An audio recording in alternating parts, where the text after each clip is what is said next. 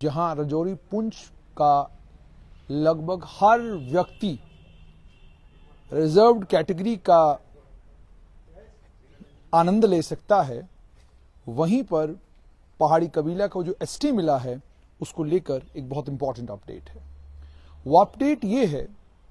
कि जो पहाड़ी कबीला को एसटी मिला है उसका फायदा राजौरी पुंछ के पहाड़ी बोलने वाले तमाम लोगों को तो होने जा रहा है, लेकिन ये पहाड़ी को जो एसटी मिला है ये जम्मू कश्मीर का कोई भी आदमी क्लेम कर सकता है। जम्मू कश्मीर का कोई भी आदमी, वो जम्मू कश्मीर के किसी भी इलाके में रह रहा है, अगर वो पहाड़ी जुबान बोलता है तो वो क्लेम कर सकता है। वो तहसीलदार के पास जाकर एप्लीकेशन दे सकता है कि जनाब मैं पहाड़ी जुबान बोलता हूं, मुझे भी पहाड़ी कबीला का सदस्य माना जाए। अब ये हैरान करने वाली बात है। हो सकता है राजौरी पुंछ के लोगों को ये बात नागवार गुजरे, मगर जो नोटिफिकेशन जम्मू कश्मीर की सरकार ने और सोशल वेलफेयर विभाग ने 15 मार्च 2024 को निकाला है, उस नोटिफिकेशन में जो उन्होंने बताया है सेक्शन 23 का इस्तेमाल करते हुए रूल 21 में वो ये कहते हैं कि कोई भी वो शख्स जो पहाड़ी एथनिक कैटेगरी में बेनिफिट क्लेम करता है वो पहाड़ी कबीला का होना चाहिए, पहाड़ी कम्युनिटी या पहाड़ी ट्राइब का होना चाहिए, जिसका डिस्टिंक्ट कल्चर, एथनिक और लिंग्विस्टिक आइडेंटिटी हो। वो पहाड़ी जुबान बोलने वाला होना चाहिए और उसकी मादरी जुबान यानी उसकी मातृभाषा पहाड़ी होनी चाहिए। उसे आधार कार्ड, वोटर आइडेंटिटी कार्ड और डोमिसाइल सर्टिफिकेट पेश करना होगा और तहसीलदार ही अथॉरिटी होगा जो इस क्लेम को सर्टिफाई करेगा कि क्या ये व्यक्ति पहाड़ी कबीला का है या नहीं। अब उसके बाद मुझे लगा कि शायद इससे पहले जो नोटिफिकेशन निकला था, एसओ निकला था, एसओ 127, शायद उस एसओ में क्लैरिटी के साथ लिखा गया हो कि कौन लोग हैं जो पहाड़ी कबीला का। ये वो एप्लीकेशन है जो कोई भी शख्स भर सकता है। ये एप्लीकेशन आप देख सकते हैं, पहाड़ी कबीला से ताल्लुक रखने वाला कोई भी शख्स इस एप्लीकेशन को भर सकता है टू दी कॉम्पिटेंट अथॉरिटी, और उसमें एप्लीकेंट का नाम, पिता का नाम, कहां का रहने वाला है और यूनियन टेरिटरी का रहने वाला है या नहीं है, ऑक्यूपेशन क्या है, इनकम क्या है। और ये भी आप जानते हैं कि इसके इनकम बार भी है कि 8 लाख रुपए तक की आपकी इनकम, वो पीएसपी में था। अब पीएसपी तो खत्म हो चुकी है, पहाड़ी स्पीकिंग पीपल वाली कैटेगरी तो खत्म हो चुकी है। अब उन्हें मिला है एसटी, और एसटी में इस तरह का कोई बार अभी तक तो सुनने में नहीं आया। तो यहां जब मैंने पढ़ा कि इसमें पहाड़ी कबीला को लेकर क्या कहा गया है, क्योंकि मैं इसको बहुत बारीकी के साथ देख रहा था कि कहीं राजौरी पुंछ का जिक्र है या नहीं है, तो इसमें लिखा गया है रूल 21 में, कोई भी शख्स जो पहाड़ी स्पीकिंग पीपल कैटेगरी में कोई फायदा लेना चाहता हो वो पहाड़ी क्लैन का होना चाहिए, वो कम्युनिटी, ट्राइब या उससे ताल्लुक रखना चाहिए और उसका डिस्टिंक्ट कल्चर, एथनिक और लिंग्विस्टिक आइडेंटिटी होनी चाहिए, पहाड़ी जुबान बोलने वाला हो और उसकी मातृभाषा पहाड़ी हो। उसके बाद Aadhaar card, voter identity card, domicile certificate होना चाहिए और तहसीलदार सर्टिफाई करेगा और रेवेन्यू अथॉरिटी जो है ये सर्टिफिकेट इशू करेगा आफ्टर ड्यू डिलीजेंस। यानी तहसीलदार को अगर आप कन्विंस कर पाते हैं कि आप पहाड़ी बोलने वाले हैं, आपकी जुबान पहाड़ी है, और तहसीलदार अगर आपको ये सर्टिफिकेट देता है तो उसका मतलब ये हो गया कि आप पहाड़ी हो गए और आप भी एसटी का फायदा ले सकते हैं। ये ओपन एंडेड है। अच्छा, इसमें एक और बड़ा इंटरेस्टिंग चीज है कि आधार कार्ड केवल एक प्रमाण पत्र है, आइडेंटिटी कार्ड, आपकी पहचान कि ठीक है जी आप फलां हैं और आप फलां जगह पे रह रहे हैं। इसके अंदर इस आधार कार्ड के जरिए यह प्रूव होता हो कि आप पहाड़ी हैं, ऐसा नहीं है। वोटर आइडेंटिटी कार्ड आपको हक देता है कि आप जो है वोट डाल सकते हैं। वोटर आइडेंटिटी कार्ड बताता है आप किस जगह के रहने वाले हैं। वोटर आइडेंटिटी कार्ड बताता है कि आप किस तहसील के रहने वाले हैं, आपकी कॉन्स्टिट्यूंसी कौन सी है और आप किस जगह पर वोट डाल सकते हैं। तो इसका मतलब यह हो गया कि आपका पोलिंग बूथ कौन सा है ये पता चलता है उससे, आपका पोलिंग स्टेशन कौन सा है ये पता चलता है उससे। डोमिसाइल सर्टिफिकेट का जहां तक ताल्लुक है, क्योंकि आप जानते हैं कि अगर आपके पास वोटर आइडेंटिटी कार्ड होगा तो उसी वोटर आइडेंटिटी कार्ड पर जो आपका नंबर है उसी नंबर के मुताबिक आपका पोलिंग स्टेशन बनता है। तो उसके बाद डोमिसाइल सर्टिफिकेट ये केवल नौकरियों के लिए आप इस्तेमाल कर सकते हैं। हालांकि अब डोमिसाइल सर्टिफिकेट का तो ये भी काम हो गया कि आप जम्मू कश्मीर के बाशिंदा हैं या नहीं हैं ये भी डोमिसाइल सर्टिफिकेट के जरिए पता चलता है। तो इसका मतलब ये हो गया कि साफ तौर पर ये कि जम्मू कश्मीर के किसी भी इलाके से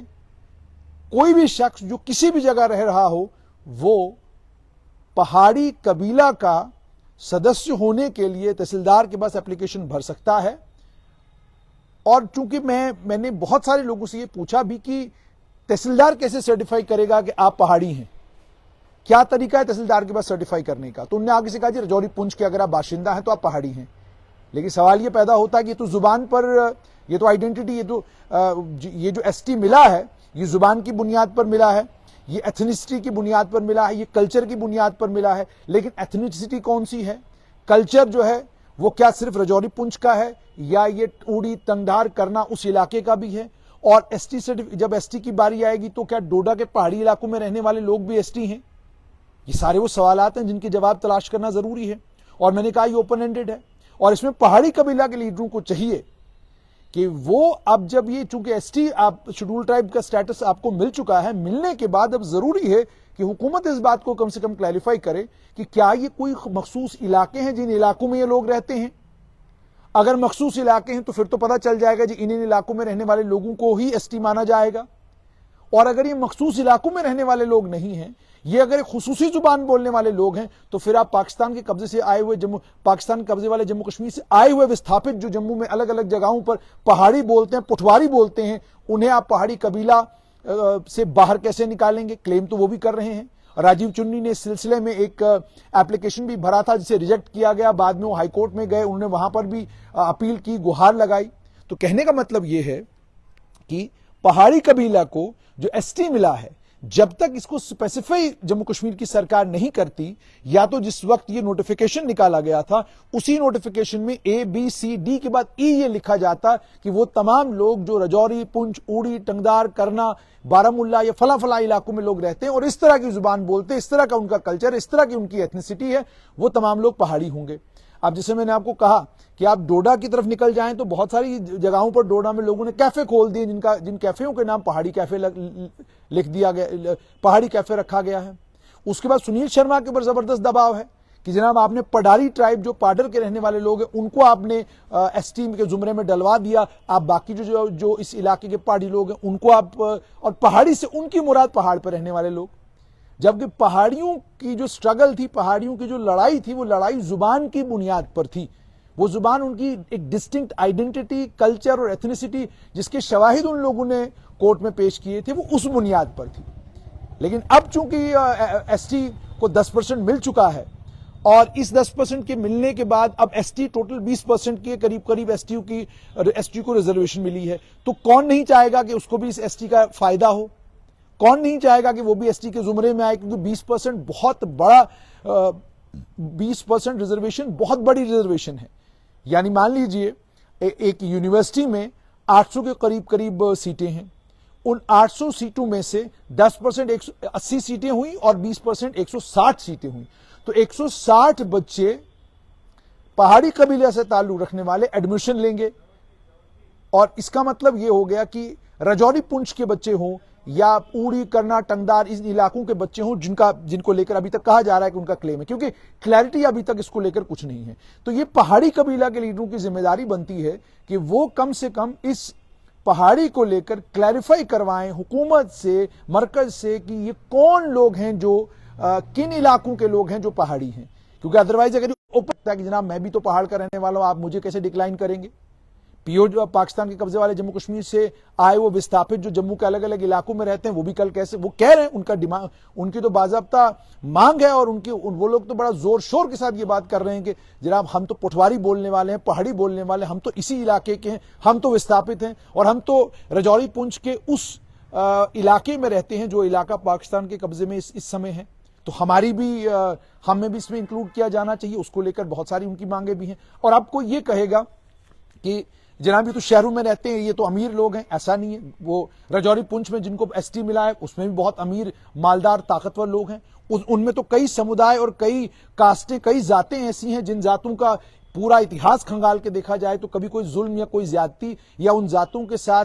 कि उनको नीची नजर से देखा जाता हो या उन जातों के साथ कोई बदसलूकी करता हो, ऐसा तो उनकी तारीख में कहीं नहीं हुआ है। उल्टा वो जाते हैं जिन जातों को लोग बहुत बड़ी जातें मानते हैं, बड़ा उनका एहतराम किया जाता है, बड़ा मोहतरम उनको माना जाता है।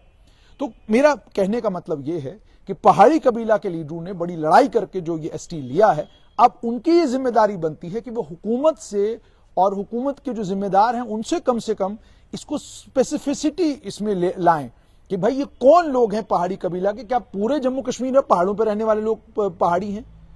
अगर कोई, देखिए मिसाल के तौर पे इसमें एक बहुत बड़ी मिसाल है, मैं रहता हूं जम्मू में और मेरा कोई रिश्तेदार रहता पुंछ में, या मान लीजिए मेरे अब्बा पुंछ के हैं और लेकिन हम बस गए जम्मू में आकर,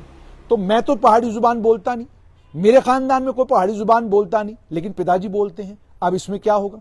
पिता को तो आप एसटी देंगे, लेकिन आगे बेटे का क्या करेंगे, उसकी बेटे का क्या करेंगे, उस आगे जो खानवादा उसका बढ़ रहा है उसका क्या करेंगे?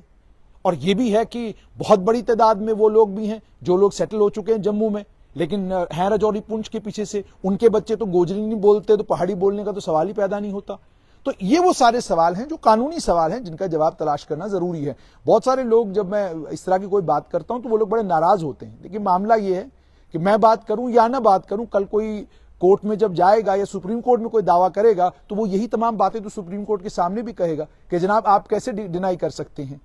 आप अगर जुबान की बुनियाद पर आपने दिया है, एथनिसिटी की बुनियाद पर आपने दिया है, आपने कल्चरल आइडेंटिटी की बुनियाद पर दिया है, तो ये इन तमाम चीजों को आपको स्पेसिफाई करना होगा कि कौन से इलाके हैं। अदरवाइज खबर हमारी यही है कि पहाड़ी कबीला के लोगों का जहां तक ताल्लुक है, ये आपने और पूछा, सैयद तौसीफ बुखारी कह रहे हैं जिनके पास ऑलरेडी पीएसपी सर्टिफिकेट होगा, इजी होगा आइडेंटिफाई करना, अप्लाई कब होगा? ये बिल्कुल आपने जो सवाल पूछे, अप्लाई कब होगा ये आप तैयार, क्योंकि देखिए नोटिफिकेशन जम्मू कश्मीर की सरकार ने जो है वो जारी कर दी है। नोटिफिकेशन जारी करने के बाद अब आपने तहसीलदार के पास जाना है और एप्लीकेशन वहां पर देना है, और क्या कुछ लवाजमात हैं, क्या कागजात चाहिए, कौन से सर्टिफिकेट चाहिए, कहां अप्लाई करेंगे, वो डिटेल भी मैं आपके साथ जरूर शेयर करूंगा। लेकिन जहां तक पीएसपी का ताल्लुक है, मैंने आपको कहा कि इस ओपन एंडेड डिबेट को खत्म करने की जरूरत है और हुकूमत से क्लैरिटी के साथ लीडरान को चाहिए कि बाज़ाब्ता एक चिट्ठी निकले और उस चिट्ठी के जरिए पता चले कि पहाड़ी कबीला के लोग जम्मू कश्मीर में कहां कहां पर रहते हैं, और ये जो आपने एसटी दिया है क्या ये पूरे जम्मू कश्मीर के पहाड़ियों के लिए है या ये मखसूस तौर पर राजौरी और पुंछ के लिए है। लेकिन बहरहाल राजौरी पुंछ के लिए तो है ही है, और राजौरी पुंछ के लोगों को सबसे बड़ा फायदा यह हुआ है कि जुबान की बुनियाद पर पूरे राजौरी और पुंछ के तमाम लोग जो हैं वो पहाड़ी कबीला के हैं, और उन तमाम लोगों को एसटी का फायदा होगा। नतीजा ये निकलेगा कि गुज्जर बकरवाल भी सारे वहां पर एसटी, और पहाड़ी कबीला के लोग भी वहां पर एसटी। और पहाड़ी में अगर पहाड़ी लीडरान की बात की जाए तो वो कहते हैं सभी क्या कहते हैं लोग, सारी जातों से ताल्लुक रखने वाले लोग, अमीर हो गरीब हो, सब एसटी हैं।